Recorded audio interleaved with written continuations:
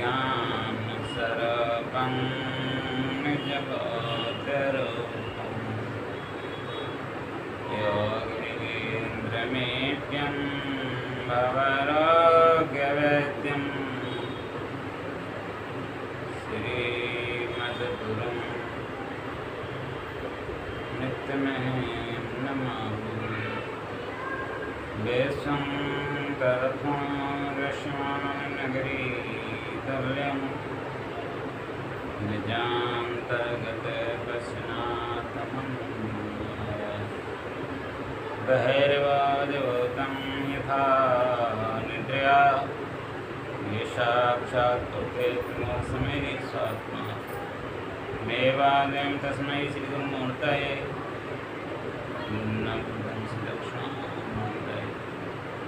बंदं गुरुपदकंज कृपा सिंधु नररूप हरि महामहोतम कुंज वचन रवि करे।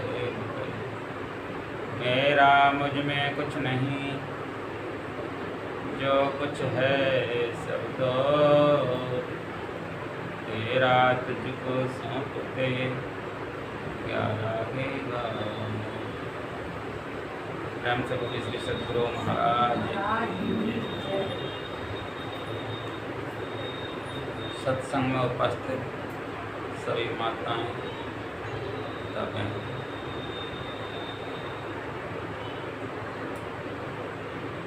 हम लोगों के जीवन का परम सौभाग्य का समय है कि ऐसे कलकाल युग में संतमत सत्संग को सुनने के लिए बैठे हैं।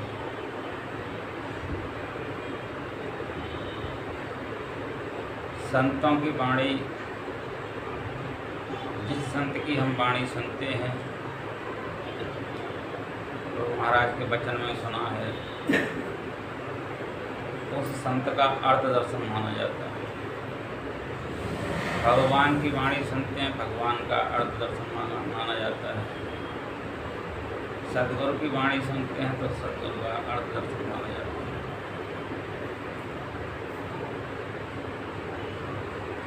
लेकिन संत सरल चित्त जगत हित, जान स्वभाव सनेत, बाल विनय सुन कर कृपा, राम चरण रख।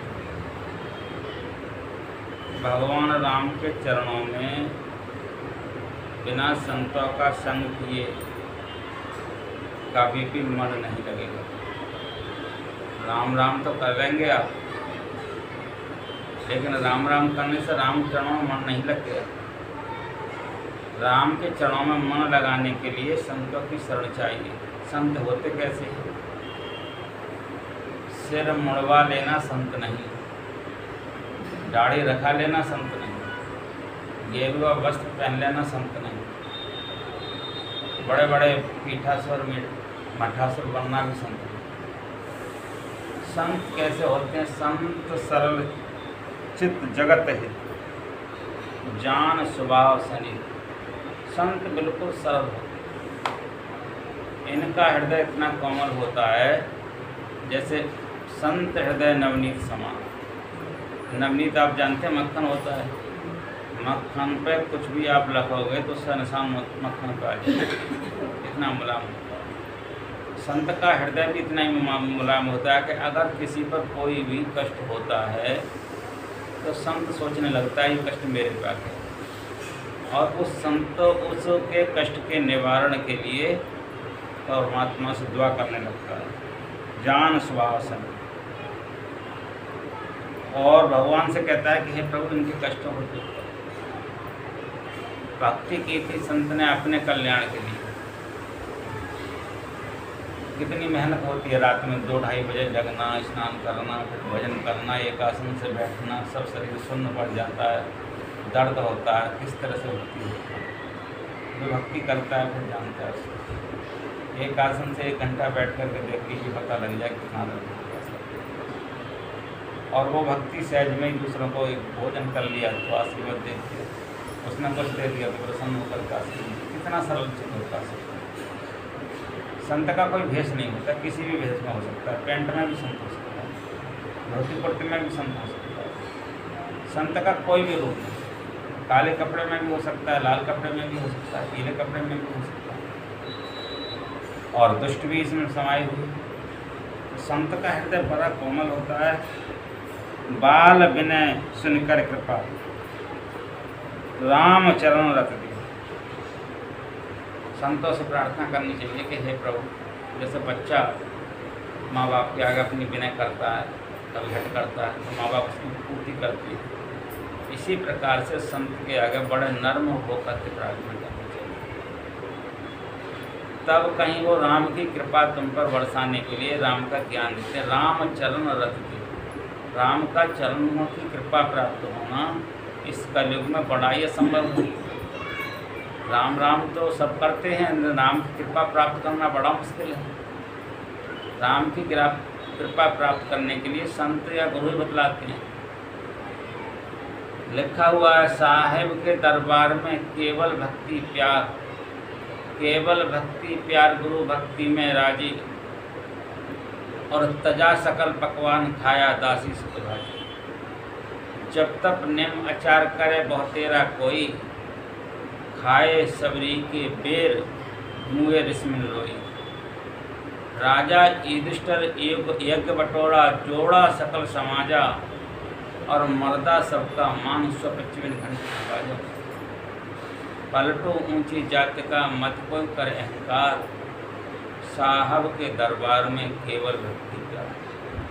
आप भगवान राम को देखते हैं, भगवान राम ने सबरी के झूठे बेर खाए थे।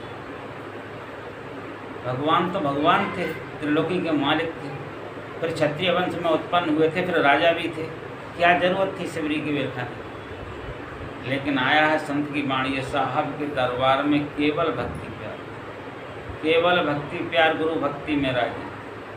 अब राम, गुरु का ज्ञान और राम एक ही बात है, गुरु और राम एक ही बात है। राम में और गुरु में कोई अंतर नहीं है, क्योंकि अब त्रेता युग में राम ने जन्म लिया था, अब वो अपने शरीर के अंदर नहीं, गुरु के अंदर हैं। गुरु के अंदर में जो सच्चा प्यार है संसार के कल्याण के लिए, वो साधारण जीवों के अंदर नहीं। गुरु और भगवान राम ने स्वयं को ही गुरु धारण किए थे, इसलिए कि आने वाले समय में लोग ये जाने कि गुरु के जीवन में आवश्यकता है, हर आदमी गुरु बनाए। एक गुरु नहीं, भगवान राम ने 3 गुरु बनाए थे। एक गुरु थे उनके गुरु वशिष्ठ, एक गुरु थे विश्वामित्र जी, एक गुरु थे अगस्त्य जी। इन तीनों को गुरु धारण किया था भगवान राम। तो भगवान राम का ये वचन है कि जो सरल चित्त हो, जो संसार का कल्याण करना चाहता, उसके मुख से वचन निकला हुआ वो आपको भगवान के प्रेम में बढ़ा देगा।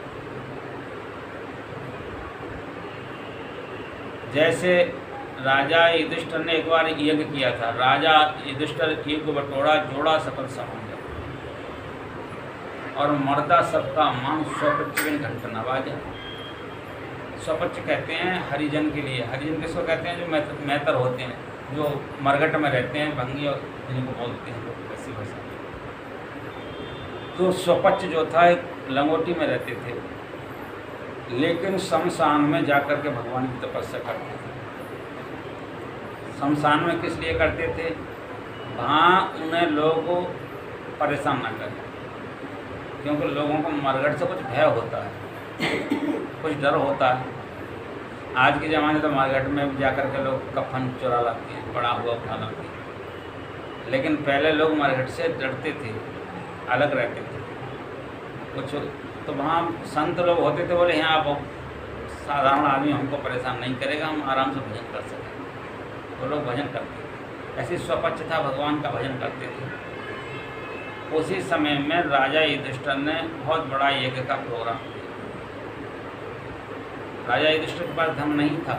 गुरु वशिष्ठ, उनके गुरु ने कहा था, भगवान वेदव्यास महाराज ने जब देखा राजा युधिष्ठिर का मन खिन्न रहने लगा कि मेरे द्वारा एक राज्य के कारण इतने लोगों का हत्या हुआ, तब इस राज्य को प्राप्त किया है, और कुछ भी नहीं है। वो सोच सोच करके घबराते रहते थे। धर्मराज थे ना, धर्मराज का जो आदमी की जिसकी आत्मा में धर्म वास करता है, अगर उसके सामने भी किसी को कोई पीड़ा पहुँचे तो उसको बड़ा कष्ट होता है। जिसके अंदर धर्म वास करता है, जिसके अंदर दया वास करती है। भगवान कहते हैं दयाया सर्वभूतेषु, जो सर्वभूतों पर, सब प्राणियों पर जो दया का भाव रखता है, मैं सदैव उसी पर दया का भाव रखता हूँ। जो हम सब पर दया का भाव नहीं रखता, मैं कभी भी उस पर दया का भाव नहीं। दयाया सर्वभूतेषु, भागवत का श्लोक। और उन्होंने कह दिया सर्व इंद्रिय शांता, सर्व इंद्रियों की शांता, जो अपनी इंद्रियों को अपने कर्मों से शांत कर लेता है, अपनी इंद्रियों से अपने कर्मों को शांत कर देता है और जनार्दन का नित्य चिंतन करता है, परमात्मा का चिंतन करता है। जो अपनी इंद्रियों को शांत रखता है, अपने काम पर संतुष्ट रहता है। संतुष्टिया सर्वभूतेषु, हर समय संतुष्ट रहता है कि जो कम गया वो ठीक है, जो आ गया वो ठीक है, जो चला गया वो ठीक है। हाय माया की बीमारी नहीं। आकिंचन से दांत से शांत संतेतसा मया संतुष्टा मानवा सर्वे सुख मया दिशा। भगवान कृष्ण ने कहा है, जिसको संग्रह पर ग्रह की चिंता नहीं रहती, भगवान का भजन करना, भोजन करना, इसमें जो लगा रहता है, सर्वे दिशा मया सुखा, तो आकाश का एक एक कोना उसको सुख देने के लिए तैयार खड़ा हुआ। दुख किसको भगवान देते हैं? जिसके किंचन में वो मना हुआ है, संग्रह परिग्रह में मन जिसका हर वक्त लगा हुआ है कि मेरे पास इतना हो जाए तो मैं ये काम करूं, मेरे पास ये हो जाए तो मैं ये काम करूं, मेरे पास ये हो जाए तब मैं ये काम करूं। तब तक पता लगता है कि समय गांठ से चला गया। हो भी गया या ना भी हुआ तो किस काम का रहा, जब समय चला गया। समय का मतलब है जिंदगी अंत हो गया। तो वो लोग ना तो सुखी हाय माया में यहाँ भी बेचारे तड़पते रहते हैं, जब यहाँ से उस माया की तड़प में जाते हैं तो परमात्मा तो सब देख रहे होते हैं, परमात्मा उसको वहाँ भी तड़पाते हैं। जब यहाँ शांति नहीं तो वहाँ शांति कहाँ से होगा? यह विदेश परमात्मा का है, वो विदेश परमात्मा का है। पहले तो यहाँ शांति होनी चाहिए आत्मा, यहाँ धर्म करने की संतुष्टिया। जो आदमी धर्म करके संतुष्ट होता है, परमात्मा उसको भी संतुष्ट करता है। जो सब पर दया करता है, परमात्मा उस पर भी दया करता है। तो युधिष्ठिर ने जब बड़ा यज्ञ किया, उन्होंने बता दिया कि राजा मरुद ने बड़ा यज्ञ किया था, ब्राह्मणों को दक्षिणा दिया था, दक्षिणा में सोना दिया था, बर्तन दिए थे सोने के। जब ब्राह्मणों पर नहीं चले तो एक पहाड़ में गाड़ दिए गए हैं, वो मुझे पता है, यहाँ से दिख रहा है, तुम जा करके वो निकाल लाओ और उस पैसे से यज्ञ करो। उस पैसे से उन्होंने यज्ञ किया। जब यज्ञ किया तो भगवान कृष्ण ने एक शर्त रख दी कि जब तुम्हारा यज्ञ पूरा होगा तो घंटा बज जाएगा। पूरे जितने राजा युधिष्ठिर के राज्य में लोग रहते थे, सबको, बच्चों, परिवार, छोटे बड़े, सबके दावत दी गई। सबको कहा सब इसी यज्ञ में भोजन करेंगे। यज्ञ था अश्वमेध। अश्वमेध यज्ञ ऐसे नहीं हो जाता है। अश्वमेध यज्ञ को में बहुत पैसा खर्च होता है। 40 दिन तक आहुतियाँ रुकती नहीं है। 100 कुंडलियों का यज्ञ बनाया जाता है, 108 का बनाया जाता है, 1008 का बनाया जाता है। उसमें ब्राह्मण दिए थे, सबको प्रतिदिन दक्षिणा भोजन प्रसादी का नियम होता है, फलाहारी भी दिया जाता है। तो आप लगाइए कितने कनस्तर घी लगेगा, कितने कुंटल सामग्री लगेगी, तब एक अश्वमेध यज्ञ हो पाएगा आदमी। तो हो ना हो नहीं भी, उसमें भी पृथ्वी पर सोना होगा, झूठ बोलना नहीं होगा, आँखों से किसी की भी दोष देखना नहीं होगा, बड़े नियम होंगे उसके लिए। वो सब नियम पालन करते हुए तब यज्ञ होगा। वैसा यज्ञ एकदम आदमी कर नहीं सकेगा। कलयुग में आदमी का प्रभाव ऐसा है मिट्टी का और हवा का, तो उसमें कुछ ना कुछ सोच ऐसी आई जाती है। सोचते सोचते अच्छा बुरा सोच नहीं रखता है। कितना ही अच्छी सोच कर लेता भी कुछ ना किसी के विषय में सोच नहीं रखता, कुछ ना कुछ ऐसा सोचने लगता है कि उसे नहीं सोचना चाहिए, जबकि उससे कोई लाभ होने वाला भी नहीं है, तब भी सोचने लगता है। क्योंकि ये कलयुग की मिट्टी का प्रभाव। इन प्रभावों से दूर करने के लिए ही हम अपने आप को संत शरण में आते हैं, सत्संग में आते हैं। बिना प्रभु की कृपा के, बिना राम की कृपा के सत्संग नहीं मिलता। जब उन्होंने यज्ञ किया, यज्ञ में सबको दावत कराई, भोजन कराया, उस भोजन के प्रभाव से सब बड़े प्रसन्न थे। लेकिन एक नवला आया, एक नवले ने जो भी भोजन करने आए थे सबकी झूठन के पत्थर को चाटा। वो नवला आधा सोने का था और आधा वैसा ही था जैसे हम लोग सब अपने मांस शरीर को। तो उस नवला ने भगवान कृष्ण से आकर के सभा में विद्वानों के सामने पूछा कि प्रभु ये कैसा यज्ञ है? ये मैंने एक ब्राह्मण थे रंतदेव जी महाराज, उनके हाथ का गिरा हुआ अन्न का एक गिलास खा लिया।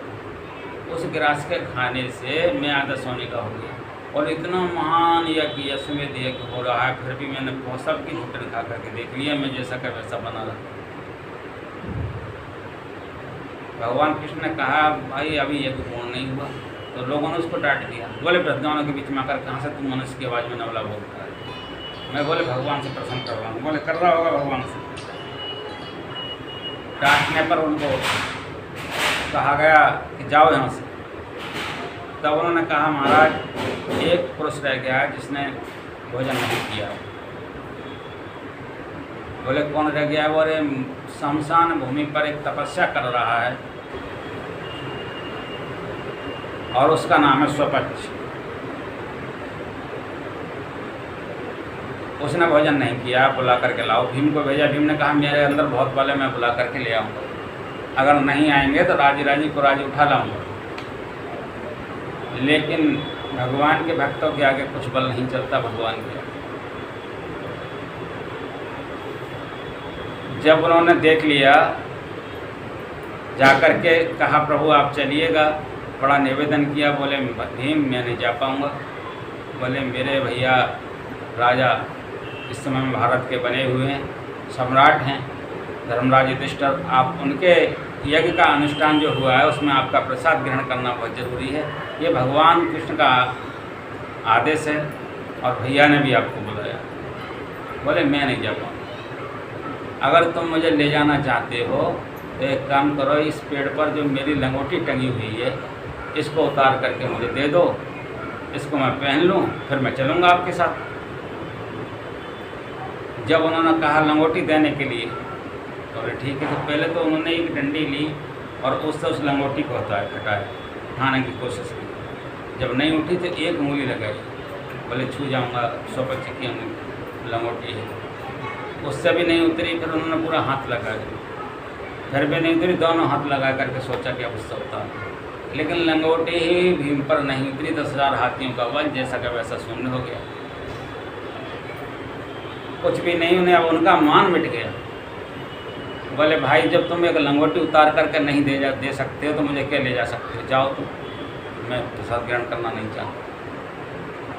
उन्होंने कहा, फिर भीम अर्जुन को भेजा। अर्जुन ने कहा मैं तो बाणों की बना दूंगा रास्ता उनके लिए और ज़मीन से उठा करके ले आऊँगा बाणों के द्वारा। अर्जुन भी गए अपनी ताकत लगाने के लिए।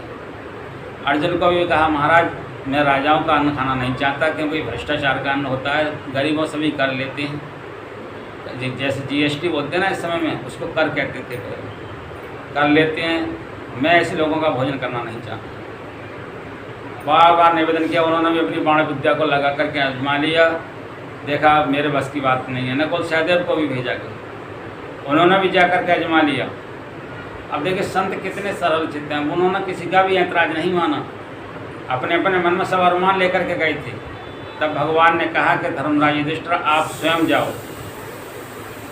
तब उनकी पत्नी द्रौपदी बोली कि महाराज मैं भी साथ चलूँगी। जब ये 4 लोग नहीं ला सके तो मुझे लगता है कि आपके भी सहयोग चाहिए, तब आप ला सकते हैं उनके लिए। संतों का दर्शन बड़ा दुर्लभ है, संतों की वाणी बड़ा दुर्लभ है, और संतों की दृष्टि जिस पर पड़ जाए समझ लो उस पर भगवान की दृष्टि पड़ गई है। इतना बड़ा आश्चर्यजनक संत माना गया है। संत इतना सरल चित्त होता है कि संत की दृष्टि से भगवान ही देखते हैं। संत की दृष्टि में कोई फेर नहीं होता है, जो कोई कपट नहीं होता है, कोई छल नहीं होता है, कोई द्वेष नहीं होता है, कोई राग नहीं होता है, कोई घृणा नहीं होती किसी से। ऐसे संत होते। संत की पूजा तो भगवान ने अपने से बड़ी बतलाई। भगवान ने खुद संतों की पूजा की। भगवान कहते हैं जिसका मन सरल हो जाता है, चित्त सरल हो जाता है। कबीर साहब तो कहते थे मेरा मन निर्मल हुआ, जैसे मैं सरल चित्त का हो गया हूँ, जैसे मेरा मन निर्मल हो गया है। मेरा मन निर्मल होया जैसे गंगा नीर, आगे आगे मैं चलूँ पीछे पीछे हर चले, कहत कबीर कबीर। इतना सब कुछ भगवान उसके समक्ष हो जाते हैं कि उसके हर कर्म की निगरानी भगवान स्वयं करते हैं। जो भगवान के चिंतन में लगे रहते हैं भगवान की चिंतन में जिनका मन सरल हो जाता है, जिनका प्रसन्न सदा भगवान, जिनका चित्त सदा भगवान से जुड़ा रहता है, प्रसन्न चित्त जो रहते हैं, तब उन्होंने कहा महाराज मुझे भी लेकर के चलो। गए धर्मराज युधिष्ठिर और उनकी पत्नी द्रौपदी जा कर के निवेदन किया। बोले महाराज मैं आपका अन्न नहीं खाऊंगा, मैंने आपके भाइयों से भी मना कर दिया है। बोले प्रभु आपको ग्रहण करना होगा। बड़ा निवेदन किया, चरणों में साष्टांग प्रणाम किया, क्योंकि दया और नरमता अगर संसार में मीठे से भी कोई मीठा है तो वाणी है, मीठे से भी ज़्यादा अगर कोई अच्छी मीठा है तो वाणी है, और झेर से भी यदि कोई कड़वा है तो वाणी है। झेर मारने का काम करता है एक बार में, लेकिन वाणी आप किसी से ऐसी कर्कश बोल देंगे तो जीवन भर उसको वो मारती रहेगी, जीवन भर उसके हृदय में उसको एक डंक बनकर डसती रहेगी। इसलिए वाणी पर बहुत नियंत्रण रखना चाहिए। बड़ी मीठी वाणी से उन्होंने निवेदन किया। तब उन्होंने कहा मैं चल तो सकता हूँ, लेकिन आपको एक काम करना पड़ेगा। बोले क्या? बोले आप 100 अश्वमेध यज्ञ का फल हमको दो, तब हम आपके यहाँ पर भोजन करें। बोले 100 अश्वमेध यज्ञ का? धर्मराज युधिष्ठिर को पीछे हट के बोले ये तो यज्ञ अभी संपन्न नहीं हुआ है, 100 कहाँ से दूंगा महाराज, ये तो मेरे बस की बात नहीं है। मेरे जीवन 100 में रहा नहीं रहा, 100 तक जिया या ना जिया कोई पता नहीं, मैं आपको झूठा सिर्फ आश्वासन दे दूँ, ये मेरे बस की बात नहीं है। लेकिन जो उनकी पत्नी थी द्रौपदी, वो समझ गई संत की वाणी। संत की वाणी को समझना आदमी की, जब कोई रहे संत के 12 साल संगा तब कहीं उसकी वाणी का समझेगा। एक शब्द 12 साल के बाद में एक शब्द समझ में आता है। संत की इतनी विचित्र वाणी होती है, हर वाणी में राज छिपा हुआ होता है। तब उन्होंने कहा महाराज मैं आपको अश्वमेध यज्ञ देने के तैयार हूँ। धर्मराज युधिष्ठिर ने कहा आप क्या बात कह रही हैं, आपको पता है अभी अश्वमेध यज्ञ पूरा नहीं हुआ है, कैसे हो पाएंगे इतनी यज्ञ, अभी तक तो घंटा 1 का बजा नहीं। बोले हाँ, मैंने संत महात्माओं से, अपने बुजुर्गों से सुना है कि संत मिलन को चाहिए तज माया अभिमान, ज्यों ज्यों पग आगे धरें कोटिन यज्ञ समान। एक यज्ञ नहीं, करोड़ों यज्ञ उसके हो जाते हैं जो सत्संग में अपना कदम रख करके, संतों के संग का लिए अपना कदम रख करके आते हैं। प्रभु आपका संग जो हमने किया है, जो सत्य का संग किया है, आज आपका जो दर्शन किया है, इस दर्शन से हमारा जो यज्ञ हुए हैं उन यज्ञों में से 100 यज्ञ आप काट लीजिए। अब आप समझ लो, आप अपने घर से यहाँ तक निकल करके आई सत्संग के बहाने से, आप जो यज्ञ अभी अपने घर पर बैठ कर नहीं कर पाती, उस यज्ञ का पुण्य आपको यहाँ पर आने पर मिल गया। सत्संग में आने से ही आपके अश्वमेध यज्ञ का पुण्य आपको मिल रहा है, एक एक पग पर मिल रहा है। इतनी सुन करके ही स्वपक्ष जी महाराज तैयार हो गए, उनको रथ में बिठाला और एक तरफ वो द्रौपदी लगी और एक तरफ युधिष्ठिर लगे धर्मराज, और अपने कंधों पर रथ को खींच करके लाए। अपने कंधों पर, कैसा संत का भाव, भगवान से ऊंचा स्थान होता है और कैसा उनका सुंदर भाव था। भगवान कृष्ण ने कहा था कि आप पैदल आना और उनको रथ में बिठा करके लाना, आप ही जुए में जुड़ करके आना दोनों जने, यदि वो आने को प्रसन्न हो जाए तो। मेरी ताकत नहीं कि मैं संत को मना लूँ, संत में तो ताकत है, वो मुझे मना सकते हैं, लेकिन मेरी ताकत नहीं, इसलिए आप ही दोनों जने जाओ। कितना सुंदर भाव था। और लेकर के आए तो उन्होंने, द्रौपदी ने अपने हाथ से 56 प्रकार के भोग बनाए थे। बोले इनको मैं अपने हाथ से खिलाऊंगी, लेकिन संत महात्माओं की तो माया कौन जान सकता है। अब संतों की माया नहीं हाथ में आती तो गुरु तो अनंत इन्फिनिटी हैं। संत मिले तो 4 फल और गुरु मिले तो कोट फल होते हैं, अनेकों फल होते हैं, इनके फलों की कोई गिनती नहीं। इनके फलों का कोई वर्णन नहीं कर सकता। जिसको संत सद्गुरु सच्चे मिल जाएं, उसके जीवन में समझ लो इतने फल मिल गए, उन फलों की कोई गिनती नहीं कर सकता। कोट एक इन्फिनिटी कह सकते हैं हम, अनंत कह सकते हैं। तो संत सद्गुरु की कृपा, मैंने बता दिया, संत का कोई भेष नहीं होता। जब उन्होंने देखा और भोजन बना करके तैयार किया तो 56 प्रकार के भोग लगाने के लिए उनके आगे रखा।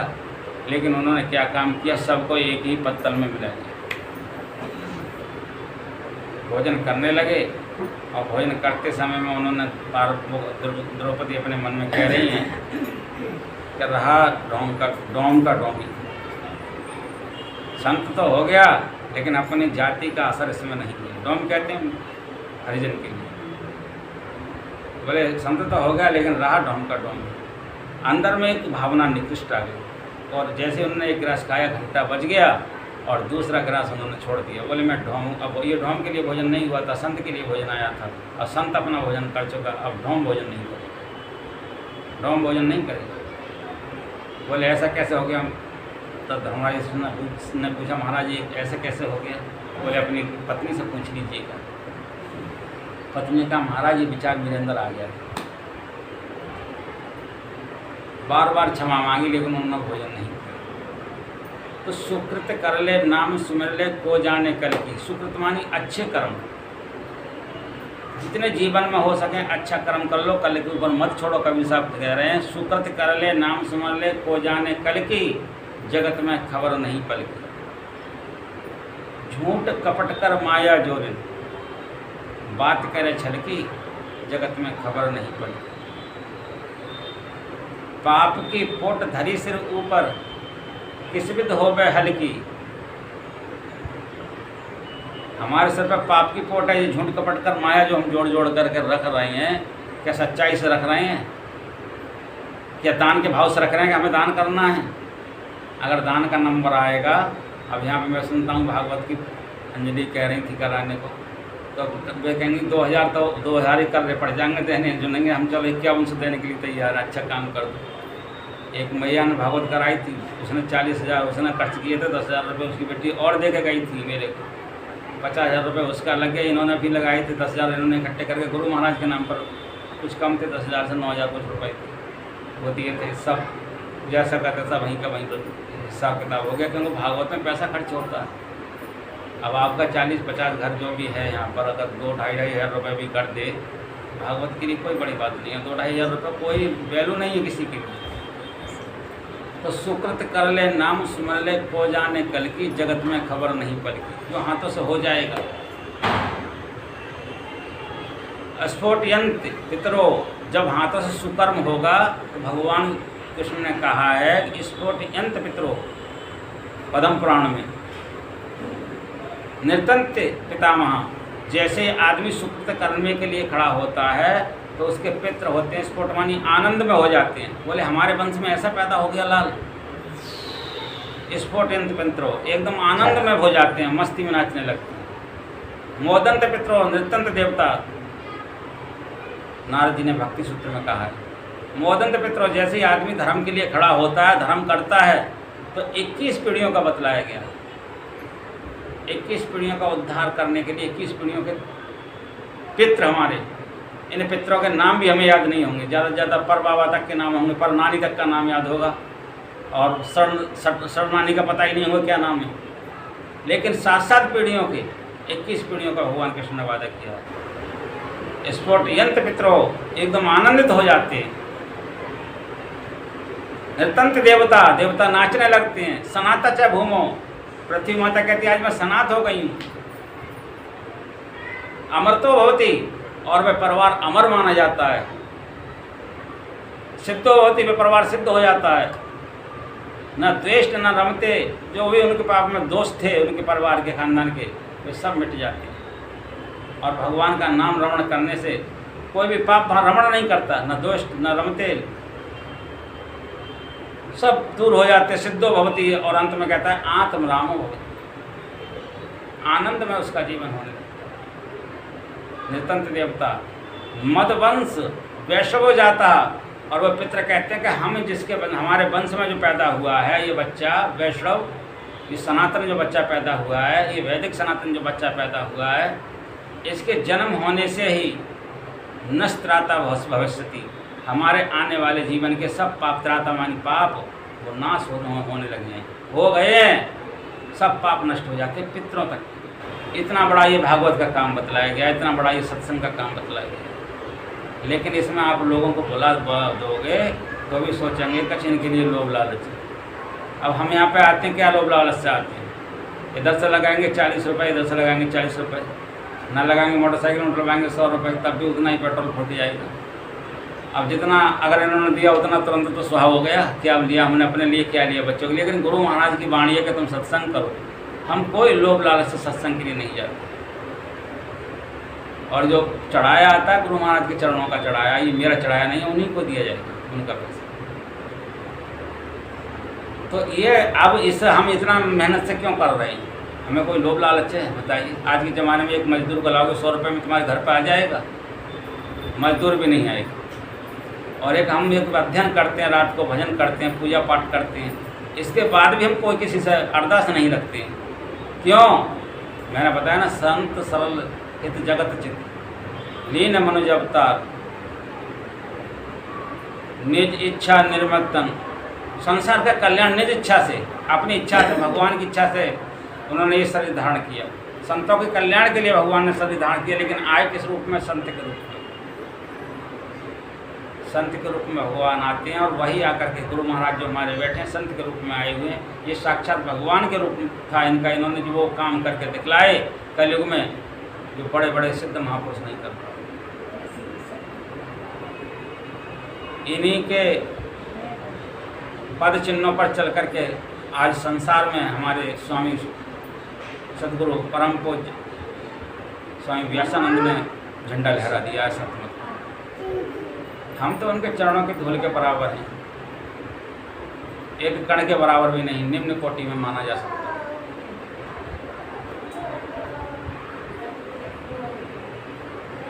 तो सुकृत कर ले नाम सुमर ले, को जाने कल की, जगत में खबर नहीं पल की। झूठ कपट कर माया जोरिन, बात करे छल की। श्वास श्वास में नाम सुमर ले, अवध घटे तन की। ये तन तो है हस्ती मस्ती काया मिट्टी की।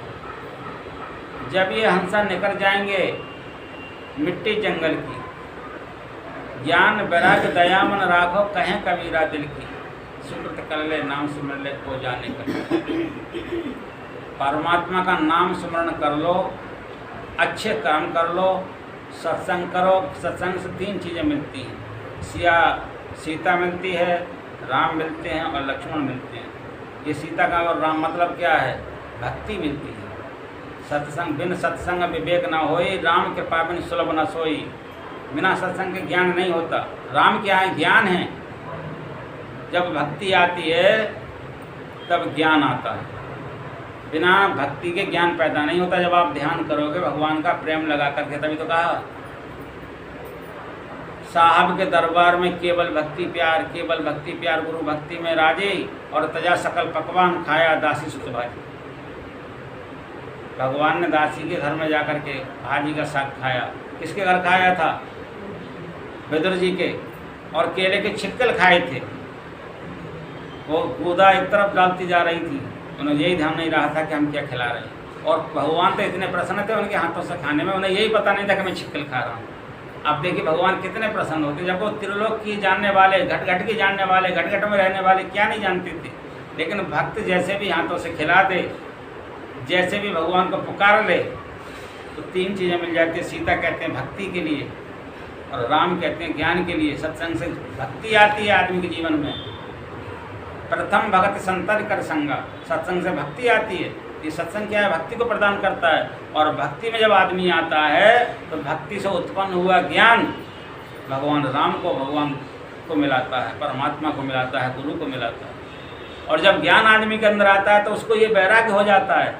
ये नहीं कहता है कि कोई किसी का नहीं है किसी से, लेकिन उसे ये वैराग्य होता है कि मुझे संसार से सब कुछ छोड़ करके जाना है। लक्ष्मण कहते हैं वैराग्य की रीत। उसे ये वैराग्य हो जाता है कि मुझे संसार से सब कुछ छोड़ करके जाना है। अब मैं सुकृत कर लूँ। सुकृत कर ले नाम समझ ले, को जाने कल की, जगत में खबर नहीं पड़ी। तब आदमी भजन करने के लिए बैठता है। तब आदमी के अंदर जब ज्ञान होता है तो सत्संग से आकर के ये ज्ञान उत्पन्न होता है। सत्संग में भक्ति का दर्शन होता है, माता सीता का दर्शन होता है, भगवान राम का दर्शन होता है। ज्ञान प्राप्त होता है तो भगवान राम का दर्शन है। वैराग्य भी सत्संग से उत्पन्न होता है। तब आदमी सोचता है कि अब कुछ क्षण बैठ करके भगवान का भजन कर, तब संसार में कुछ प्राप्त होता है। तो संत कितने सरल चित्त होते हैं, जो आदमी को नरक से जाने से स्वर्ग की तरफ उसको बढ़ा लेंगे।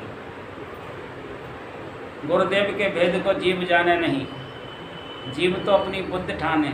गुरुदेव तो काल भवसन से जीव को ले सुख की सिंध आने, सुख के सागर में आत्मा को लाना चाहता है। अब आप बताइए, यहाँ जो सत्संग सुन रहे हैं, किसी प्रकार की कोई चिंता है किसी को? सुख है, सुनने से सत्संग से आनंद हो रहा है अंदर से कि नहीं? आत्मा प्रसन्न हो रही है कि नहीं? तो सुख के सिंध आने, बंद कर दृष्टि को फिर अंदर करें, घट का पाट गुरुदेव खोलें।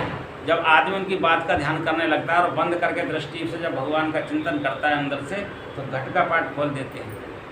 कहें कबीर गुरुदेव समान कोई न तो, जो चीज़ गुरु देते हैं वो भगवान भी नहीं देते। इसलिए कहा गुरु गोविंद दो खड़े काके लागू पाएं, बलिहारी गुरु आपने गोविंद दियो बता। संत की शरण में जाने पर कितना सुख उत्पन्न होता है, अब आप यहाँ समझ सकते हैं। कितनी आपके घर में कलेश होगी, लेकिन यहाँ आकर के जितनी देर सत्संग में आप बैठे हैं सब भूल गए होंगे, किसी कोई चिंता इस समय में नहीं सताएगी। जब यहाँ से अपने घर में प्रवेश कर जाएंगे तो वही आ जाएगी, क्योंकि सत्संग का जब प्रभाव होता है, गुरु महाराज के चरणों में जब लोग आते हैं तो सतयुग में आ जाते हैं। सतयुग क्या है? सत्संग में उपस्थित होना ही सतयुग है। और जब सतयुग में मिला प्रसाद आपको, फिर दरवाजे के बाहर निकले तुरंत आ जाएगा आपका त्रेता युग। फिर आपके मन में खलबल शुरू होगा, और जब अपने घर की डेढ़ी पे पहुंचोगे तब तक रास्ते में चलोगे, द्वापर युग आ जाएगा। रास्ते का मार्ग द्वापर का युग है। वही रामकृष्ण वाली कौरव पांडव वाली लड़ाई दिमाग में चलने लगी है, घर पे ये करना है वो करना है, चलो जल्दी चलो। जैसे घर के अंदर पहुंचोगे तो मम्मी कुछ कहेंगी, पापा कुछ कहेंगे, बेटा कुछ कहेंगे, बहू कुछ कहेगी, कलेश शुरू हो जाए, फिर कलेश हो जाए। सत्संग में आना ही सतयुग का दर्शन है। सत्संग में आना ही परमात्मा का संग है। सत्संग में आना ही दुखों का निवारण है। सुख का सागर है सत्संग। सत्संग ही सुखों का सागर है, जिससे आदमी ये लोक और परलोक दोनों बना लेता है। बड़े बड़े विद्वान सत्संग करते थे। एक बार भगवान विष्णु के दरबार में नारद जी सत्संग के लिए गए हुए थे। सब देवता लोग सत्संग कर रहे थे। जब नारद जी उठ के चले तो उनके नीचे की मिट्टी फेंक दी गई और कहा जाओ यहाँ से। जा रहे थे नारद जी कुछ कारणवश लौट करके गए, देखे उनके नीचे की मिट्टी भगवान विष्णु स्वयं फेंक रहे हैं। बोले महाराज ये क्या बात? बोले ये निकृष्ट जगह हो गई है। बोले कैसे हो गई है? बोले आपका कोई गुरु है कि नहीं? तो आप परमात्मा के चिंतन करते हैं, आपने देवताओं को प्राप्त कर लिया, मैं मानता हूँ देव ऋषि बन गए, लेकिन अंदर आत्माओं के आपके चिंतन से आपने परमात्मा का दर्शन कर लिया। बताओ परमात्मा का रूप क्या है, तुम्हारी आत्मा का रूप क्या है? ये दिव्य जैसे अष्ट सिद्ध नव निधि होती हैं, ये सिद्धियाँ हैं सब। कि कोई अपने अंग को अलग अलग कर देता है, इसको खंड योग कहते हैं। ऐसी नाना प्रकार की सिद्धियाँ हैं, इनसे तो वो नहीं हो गए पवित्र। ये मिट्टी आपकी फेंकने योग्य है, क्योंकि आपका कोई गुरु नहीं। गुरु के बिना संसार में कल्याण होता ही नहीं। गुरु के बिना परमात्मा का दर्शन होता ही नहीं, कितनी कोई पूजा करते रहो। गुरु के बिना कोई मान दान लगता ही नहीं, कितना ही दान करते रहो। लेकिन संत सदगुरु की शरण में जाकर के जो बैठ जाते हैं और उस ज्ञान को ध्यान से सुनते हैं, तो जो ज्ञान देते हैं वो गुरु कहलाते हैं। वो है उस उनको अपने मन में श्रद्धा से मान करके, श्रद्धा विश्वास रूपणों, उनके ऊपर विश्वास करके उस चीज़ को ग्रहण करते हैं। वंदे भवानी शंकरों श्रद्धा विश्वास रूपणों, जो उनका चिंतन करके अपने मन में भगवान का ध्यान करते हैं और वंदन करते हैं, तो पाप मुक्त हो जाते हैं, वही उनकी गुरु हो जाते। दीक्षा लेकर के यदि नाम लेंगे तो और ज़्यादा कल्याण हो जाते हैं। तब उन्होंने देखा महाराज गुरु कैसे बनाऊं? बोले गुरु तुम भी बना सकते हो। बोले कैसे बनाऊं? बोले कल सुबह आप जाना और जो भी तुम्हें मार्ग में मिल जाए उसको गुरु धारण कर ले पृथ्वी लोक पर। बोले ठीक है। जब पृथ्वी लोक पर आए तो भगवान विष्णु ने स्वयं अपने आप को मछुआरा बना लिया। बोले मछुआरा देख करके ये मुझको गुरु बनाएगा नहीं, क्योंकि मैं तो जीवों की हत्या करने वाला हो जाऊँगा। और जाल कंधा पर रख लिया और चलने लगे नदी की तरफ, तालाब की तरफ। महाराज जी इधर आ रहे थे, उसी रास्ते पर चलने लगे। इतनी जल्दी और कौन जा सकता है? भगवान को सब पता रहता है कैसे क्या करना है, कैसे परीक्षा लेनी है। उन्होंने जाकर के प्रणाम किया। बोले महाराज आप हमारे गुरु हो गए। बोले मैं गुरु कैसे हो जाऊंगा? दुनिया का हत्या करने वाला निकृष्ट प्राणी, मेरे को आप गुरु कह रहे हैं? बोले नहीं, भगवान का आदेश है, जो सुबह सुबह मिल जाए उसको गुरु धारण कर ले। बोले भगवान का आदेश है, तुम धारण कर रहे हो तो ठीक है, लो रखो कंधे पर, ये जा चलो फिर शिष्य हो गए हमारे, करो हमारी सेवा। नारद जी ने परीक्षा, भगवान ने परीक्षा ली। अब वो उससे डरने लगेगा, ये हत्या करने वाला अपने कंधे पर रखूँगा, ये है वो। बोले फिर उन्होंने सोचा गुरु का आदेश है, अंदर से प्रेरणा मिली, गुरु का आदेश है कि मानना होगा। तुरंत उन्होंने उसको लेकर कंधे पर रख लिया। तब उन्होंने कहा लाओ चलो ठीक है, तुमने गुरु मान लिया तो ठीक है, जाओ बोल देना कि हमने गुरु बना लिया। उनके चरण स्पर्श किए, माला पहनाई, जो उनका स्वागत सम्मान था करके अपना भगवान के पास पहुँचे दूसरे दिन सत्संग। बोले महाराज हमने गुरु धारण कर लिए, पर लगा दिया, गुरु धारण कर लिए पर। भगवान ने कहा गुरु को पर लगाता है, गुरु के लिए पर लगाता है, गुरु तो गुरु है। ये तो बहुत बुरा काम किया, अब तो तू 84 लाख योनियों में नरक भोगेगा। बोले नरक भोगेगा? वो महाराज इससे बचाओ मुझे, ये काम मेरे बस की बात नहीं है, नरक मेरे बस की बात नहीं है। एक छोटा नरक 50,000 वर्ष का होता है, और उस नरक में जब बुरे कर्म हो जाए आदमी से, उस नरक में पाप हो जाए और ज़्यादा, तो पता नहीं कब तक पाप चलेगा और कब तक हम किस योनि में भटकेंगे। बोले मैं इससे नहीं बचा सकता। फिर कौन बचाएगा? बोले इससे बचना चाहते हो तो अब जो तुमने गुरु धारण किए उन्हीं के शरण में जाओ। लौट करके आए, बोले महाराज बड़ा जुल्म हो गया। बोले क्या हो गया? मैंने आपके नाम पर लगा। नारद जी जैसे को अपना कर्म का फल भोगना पड़ा, जो देव ऋषि कहलाए। तो उन्होंने कहा आप क्या करना चाहिए? बोले मेरे को 84 लाख योनि भोगने का उन्होंने दंड दिया है। वो भी भगवान का ही रूप था, भगवान ही उनकी परीक्षा ले रहे थे। भगवान ही पब्लिक को हमको दिखाना चाहते हैं कि गुरु का कितना महत्व जीवन। तब उन्होंने कहा, तो भगवान से कहना कि 84 लाख योनियाँ जो हैं उन्हें हम भोगेंगे, उनका एक नक्शा बना करके दिखाओ। जैसे वो 84 लाख योनियों का नक्शा बना करके आपके यहाँ रखें आपके सामने, तो आप नंगन होकर के उस पर लौट जाना। वो कहेंगे ये क्या कर रहे हो? देखो भगवान गुरु महाराज जी बता रहे हैं सब बातें, गुरु और भगवान में कोई भेद नहीं होता। तो आप कह देना प्रभु वो भी आपने 84 लाख योनि बनाई है, योनियों का आपने निर्माण किया, ये भी आपने किया है, वो भोग लिया, ये भोग बात तय की। मैं तो 84 लाख योनियों का एक साथ में भोगना चाहता हूँ। तो गुरु कितने क्षण में पाप को काट दिए। भगवान ने तो उसको लिख दिया 84 लाख योनियाँ तुझे भोगनी पड़ेंगे, दे दिया उसके लिए सब। लेकिन गुरु ने एक ही क्षण में उस पाप को काट दिया। 84 लाख योनियाँ कितने समय में कटती? ये होती है गुरु की महत्वता, ये होती है संत की महत्वता।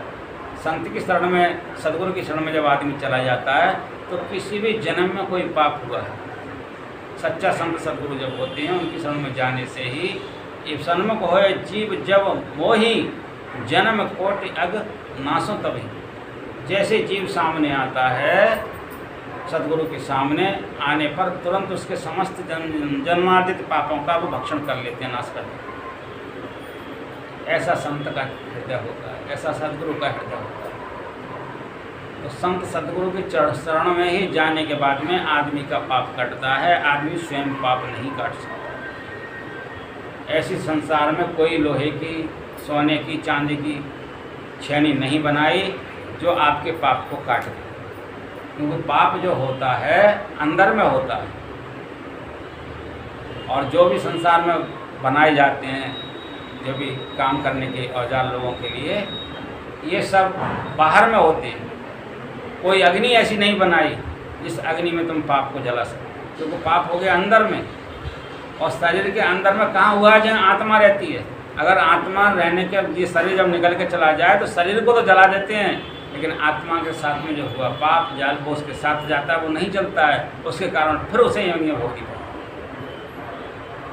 संत कितने सरल चित्त होते हैं। संत जैसा संसार में दूसरा कोई नहीं। संत की शरण में जाने के बाद में ही जान स्वभाव स्नेह, केवल स्नेह अगर जीव पर कर सकता है तो सदगुरु कर सकते हैं या संत कर सकते हैं। वो स्वभाव देख करके उस पर स्नेह करते हैं, प्यार करते हैं, बेटा तू मेरी शरण में आ जा, ज्ञान दे करके अपनी शरण में बनाना चाहते हैं। उसके बिगड़े काम बना करके उसे अपनी शरण में बनाना चाहते हैं। लेकिन संसार का आदमी इतना झूठा हो गया कि बार बार दिलासा देता है कि हमारा ये काम कर दो तब हम ये काम करेंगे, हमारा ये काम कर दो तब हमारा ये करेंगे। वो भगवान को भी झुठलाना चाहता है, भगवान के साथ में बिजनेस करना चाहता है। क्या ऐसे लोगों का भला हो सकता है? क्योंकि बिजनेस तो इंसान की कभी ख़त्म होगी ही नहीं। कभी भी इच्छा मर नहीं सकती जब तक आदमी जिएगा, इच्छा पे इच्छा चलती ही रहेगी। संत के शरण में जाने के बाद में अपने को समर्पण कर दो, तुम्हारा हर काम समय पर होता हुआ चला जाएगा, कोई संसार में चिंता नहीं है।